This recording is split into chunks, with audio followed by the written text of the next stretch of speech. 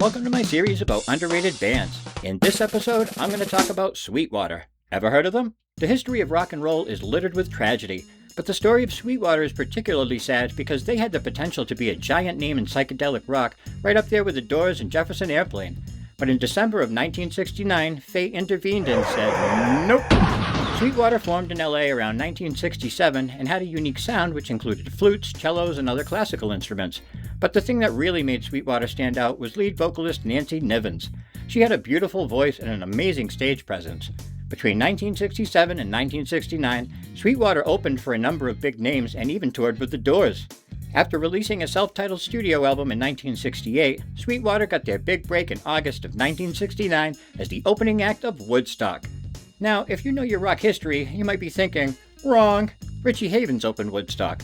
But that's because the members of Sweetwater got stuck in traffic. So Richie went on first, and Sweetwater ended up being the second band to play at Woodstock, which isn't nearly as cool, and part of the reason why you've probably never heard of them.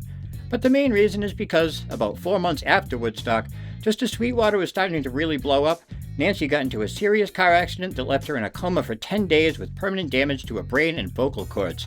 And that left the Sweet band dead in the water. Nancy would eventually recover some of her singing ability, but by the time she did, the hype surrounding Sweetwater was long gone. Because of some random drunk driver in 1969, this band went from having the potential to be a household name to being nothing more than a footnote in rock history. The only reason I've heard of them is because in 1999, VH1 released the documentary Sweetwater, a true rock story, which is, unsurprisingly, a true story about this rock band. I fell in love with their sound, and a few of their songs remain on my 60s rock playlist to this day.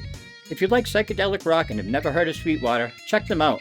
The song In a Rainbow is my favorite, but their whole self-titled album is good.